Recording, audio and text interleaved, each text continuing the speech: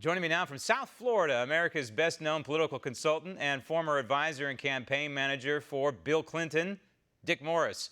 Dick, I kind of look at this now, what the president did on Saturday. I've been mulling it over for the last 48 hours as almost like a scene from the movie The Sting, and he's Robert Redford. I hate to date myself here, but it seems as though the president has really kind of set up the Democrats here for his next move. You know, he linked what we need, which is border security, to DACA and allowing the DACA recipients to continue for another 3 years, probably knowing that the Democrats, the entire offer he was going to make was going to be a non-starter. Therefore, it kind of lays a foundation, Dick, in my opinion, for the president to come to the American people with his State of the Union. I think he still needs to deliver that, by the way, one way or another, high or hell water.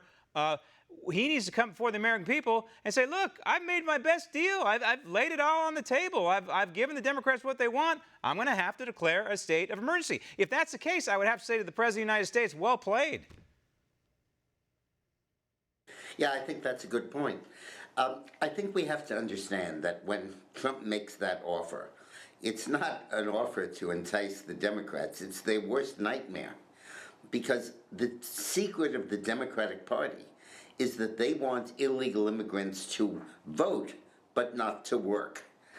When they work, they take away union jobs. But when they vote Democrat.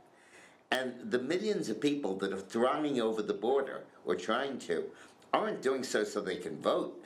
They're doing so that they can work. By offering work permits, but not citizenship, Trump is splitting the difference in a way that is so counter directly to the ulterior motives of the Democrats that it throws them into a panic. The flip side of that, by the way, is the Republicans want them to work but not vote. They need the agribusiness personnel to harvest their crops, but they don't want them voting Democrat. So both sides are being hypocritical, but by offering DACA people the right to work but not to vote, Trump is splitting the difference on a fissure that really could destroy the Democrats' position.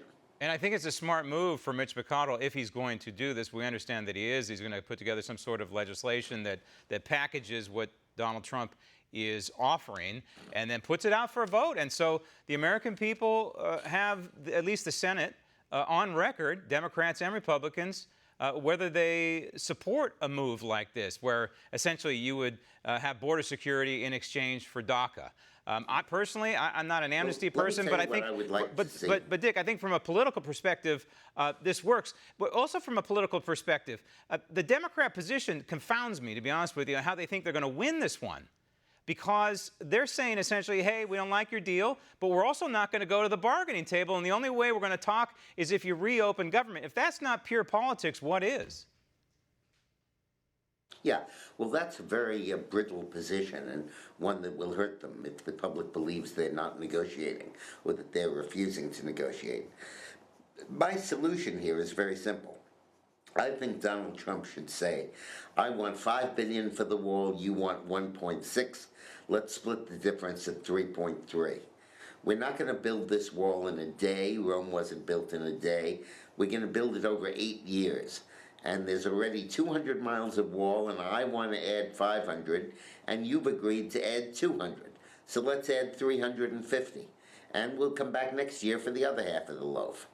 And I think that the Democrats can't turn that down because they've already embraced the principle of the wall in their current offer. But Dick, if he comes back with another offer, again, as I said just a couple of minutes ago, now he's negotiating with himself.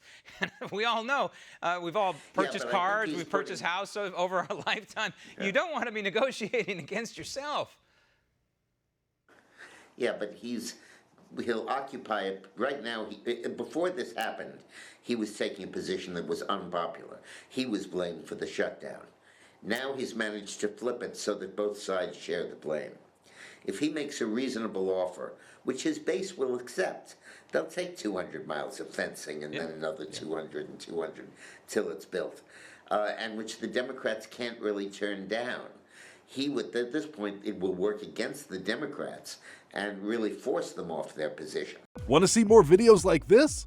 Click on the link below and subscribe to One America News on YouTube. And call your cable provider and kindly demand that One America News is added to your lineup. Call and subscribe today.